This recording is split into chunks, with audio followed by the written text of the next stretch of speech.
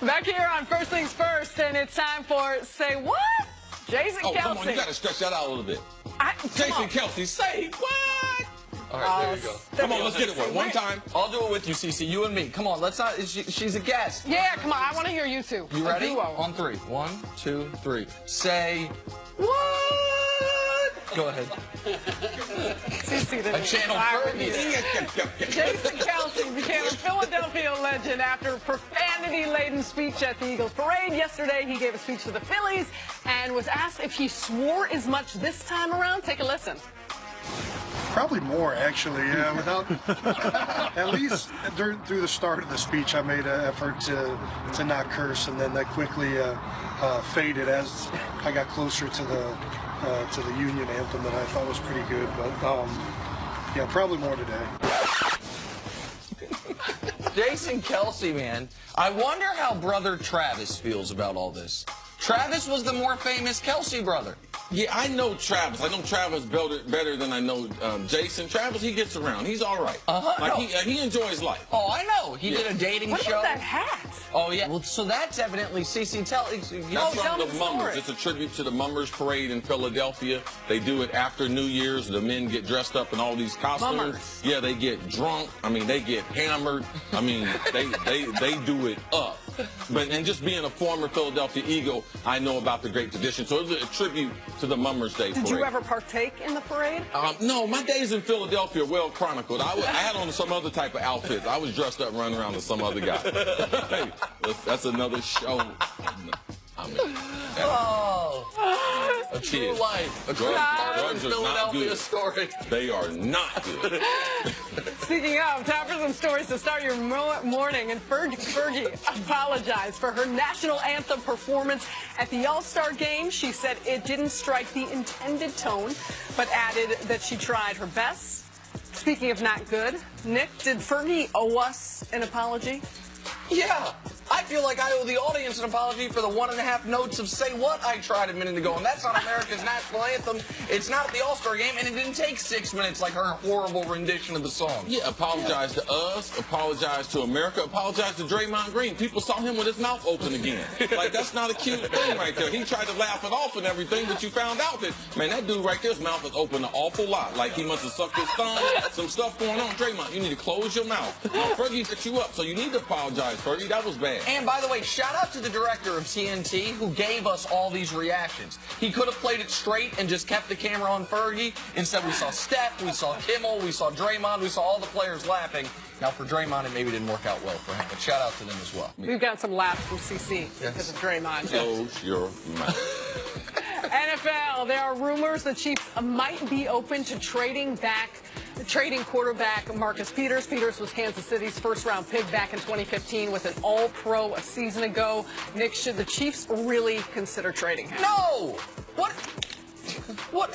are we doing in Kansas City? Come on. You draft a guy in the first round hoping one day maybe he can make one All-Pro team. This guy instantly is an All-Pro. Instantly a ball hawk. I understand he has some personality conflicts. And I understand that if you have personality conflicts with Andy Reid and his staff, then maybe you're a handful. But you know what? Sometimes talent is a handful to deal with. Do not trade Marcus Peters. You will not get equal value for it. Look at Marcus Peters out there making all these plays, man. Please don't trade Marcus Peters, hometown Kansas City Chiefs. The only thing, Nick, that you don't see on this video is all the disturbances and all the headaches he causes off the field. All the little meetings, all the calls, to the front office. Man, is Marcus Peters, what kind of player is going to be 4 years from now? Because he's also going to be due for a big payday. So trade him away before you have to spend all that money on him, because I know if Kirk Cousins, if he's not worth $30 million, a cornerback who potentially might not be on your roster or disgruntled is definitely not worth $15 million. Unlike Kirk Cousins, he's one of the very best in the world at what he does. Whatever the going... Oh, my God. You just want him to trade... I'm so upset.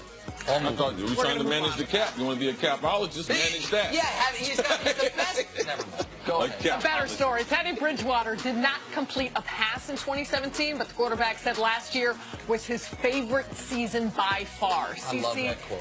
What does the future hold for Bridgewater? I think he'll get back to being a starting quarterback. It might not be 2018, but I believe that Teddy Bridgewater will return and be a starter in the NFL. He's also a quality leader. He is kind of the heartbeat and soul of the Vikings. They are a good team. They're looking for a quarterback, and I believe Teddy will have the opportunity to win that starting job in 2018. They will retain him. I don't know what the entire roster of Vikings quarterbacks will be, but I'm very confident Bridgewater will be one of them, and whether it's he and Bradford or he and Keenum, I think he will, as CeCe mentioned, be competing for the starting spot. So that's the answer to your question.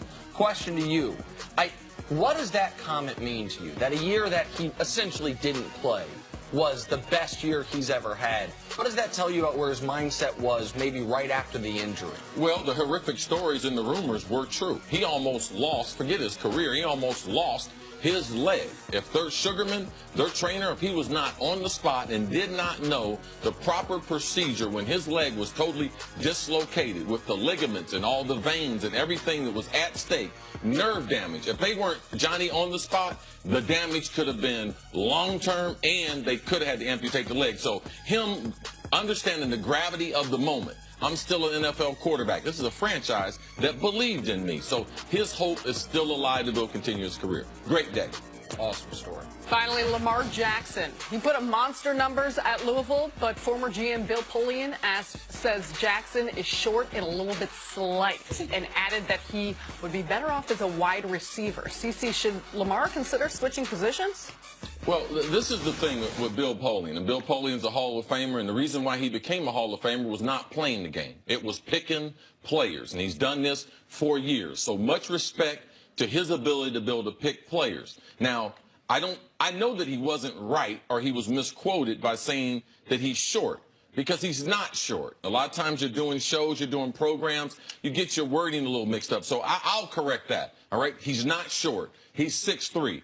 He's plenty tall to be a quarterback, but his analysis after that was spot on. As far as his body, he does have a small frame. His arms are small and narrow, like a basketball player. His shoulders are narrow. His shoulders aren't as wide as Russell Wilson. And he's never going to be an accurate quarterback like Drew Brees. So even if he decides to play quarterback, like, I can respect that, but overall, I believe his best position is wide receiver. He is phenomenal, change of direction. I don't know if he can catch the ball, but that part right there, you can learn. And also in the NFL, you can throw short passes to him. His ability to operate in space, I believe, is special. I don't believe he'll ever be special as a quarterback. That's the reason why I believe he should make the transition a lot like Randall L. did from quarterback at Indiana to wide receiver, a lot like Edelman did from Kent State going over to being a wide receiver in New England. He's a better athlete than both of them and is bigger than both of them. I can believe he could be just as successful playing wide receiver in the league. Listen, that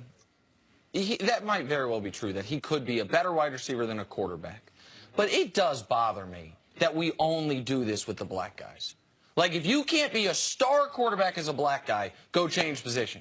Like, he can't. What if he just wants to play quarterback? What if he would rather be a backup quarterback than a starting wide receiver?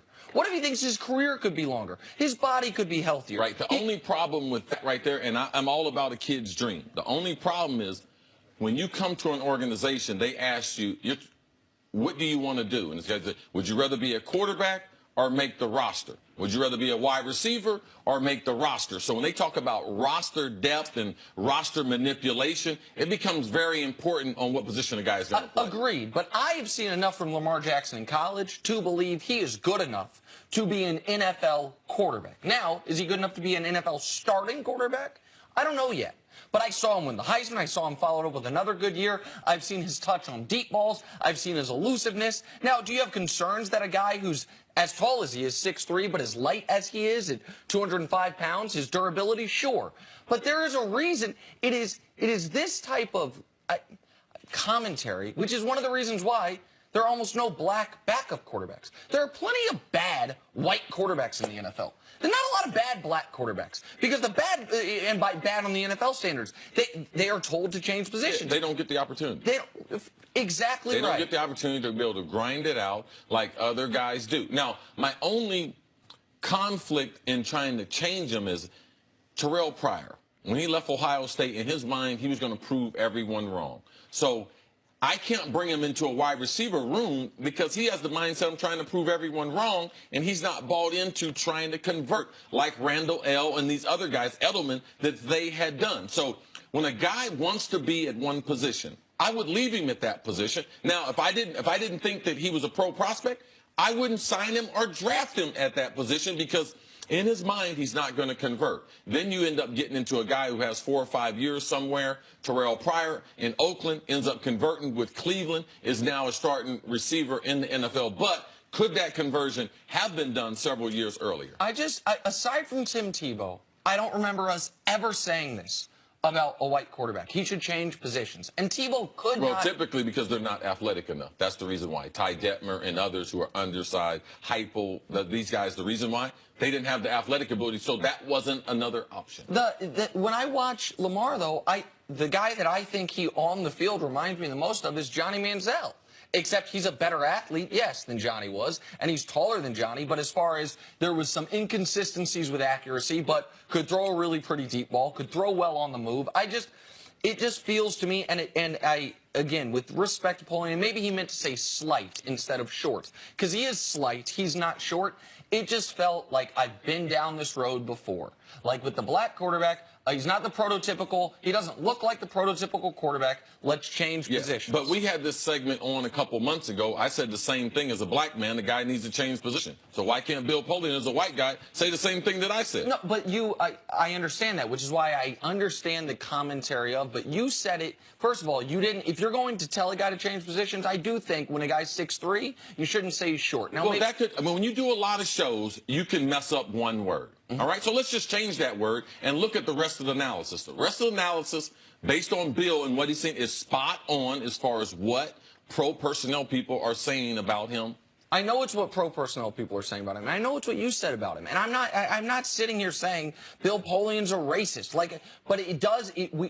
What we do is we put a lot of these guys in boxes. And if you want to talk about, it's one of the reasons I'm sure there hasn't been a white corner in the league in 20 years since Jason Sehorn, because those guys get told to change position. So we do some of this analysis. Well, normally what happens to them, they get run past and they get changed to a position.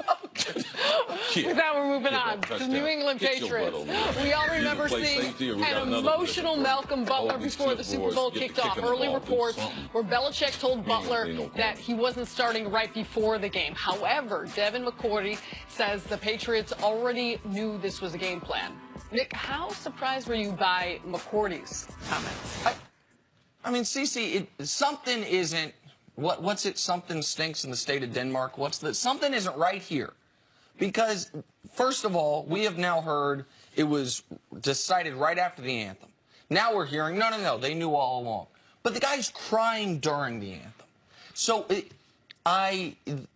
is it possible, Devin McCourty, that the captains, of which he is one of them, knew this was happening, but the rest of the roster didn't, and McCourty's mistaken? Maybe. Is it possible that McCourty, who is drafted by the Patriots, a lifelong Patriot, probably going to, is definitely going to continue with the Patriots? They signed him to a big-term contract after the 2015 season. Right, that he is maybe trying to clean this up for his coach a little bit, maybe. But what to me, Malcolm Butler got some news shortly before the game, whether that was you're not playing at all, whether it was you're not starting, whatever it was, that affected him. And what we also know is whether they had the game plan all along. I guarantee you part of the game plan wasn't Nick Foles playing the best football game of his life en route to Super Bowl MVP. And the game plan was to use a roster spot on Malcolm Butler, so you still could have put him in the football game. So something still, to me, doesn't sit right with me here, Cece. They're not telling the full truth, and they're not going to tell the truth. This is New England. Like, let's realize what's going on here. Devin McCourty, what is he? He's one of Bill Belichick's lieutenants. So he's trying to fix up the horse of manure that was left by them and their fans saying, this guy played 98% of the snaps. This guy typically guards the best receiver. Now, why didn't he play any snaps? This is my puzzling question. With the 25 to 30 special team snaps, so the guy who was the starter, so he wasn't even good enough to play on any of the special teams? Like he couldn't run down on the kickoff? So you made an example of this guy who's one of your marquee players by, you know what, I'm going to make you sit. Because I know there's guys on special teams that Malcolm Butler, the assignment to do whatever they were doing, I know Malcolm Butler is better at that than them. So this is McCourty trying to clean up for the coach, and he's the only person that said something since the Super Bowl. I wonder why. Because the optics of it are not very good. And if we're wrong, then all the pool reporters that were following the team the week of the Super Bowl, why wasn't it pointed out in practice that Malcolm Butler, he's not a starter? Oh, Malcolm Butler, he's not a part of nickel. Oh, Malcolm Butler is not part of dime. And the reason why I call BS on Devin McCourty is because your nickelback, all right, and Patrick Chung, your safety, and the other special teams player that they put in at dime, they stunk. Okay, so for you trying to make an excuse for Malcolm Butler not playing but one snap in the Super Bowl, like, stop that, man. You need to stop that, all right? And if you were doing something, you need to speak up for your teammates. Talk about how a good teammate he was, all right? Don't talk about you knew the week before, because Malcolm Butler, he didn't know.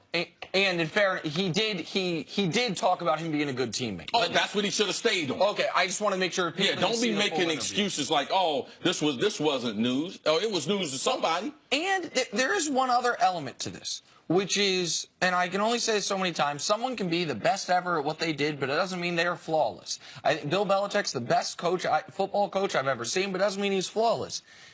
The defensive backfield, which is something as a defensive-minded coach you would think he has an eye for, is something the Patriots have struggled and struggled and struggled through the draft. Since 2011, I was going to tell you names of guys they spent top 95 picks on, first, second, or third round picks on.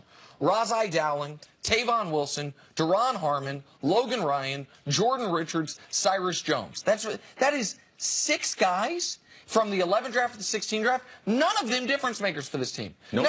Now, the corners who are on this, the defensive backfields, defensive backs who are difference makers on this team, other than Malcolm Butler that they drafted, Patrick Chung, who left and came back, and Devin McCourty. That's from 2009 and 2010. They keep trying to draft this position. Belichick's in charge of the draft. They keep missing on guys. And then the Super Bowl, you don't play one of your most talented players. And he coaches the position. So when you take credit for what they do, also take the blame. During the regular season, New England, great downfield, right? 60 passes of more than 20 yards, one of the most in the National Football League. So Bill Belichick, you don't want to say for benching Malcolm, you don't want to take credit, but take credit for them being poor defensively, not only this year, but for several years they struggled with it. Good stuff, and we've got plenty more coming up because Hall of Famer Isaiah Thomas is here. Let's do it, Zeke, come on in. Man, when I met you drinking a 40 ounce. Now you drinking champagne. Out of a bag. Some old English. Yeah. I had the 800. Good seeing you, man. It's good to see you. Good. Welcome back. How you doing? How are you? We are some. The shooter. My burger goes best.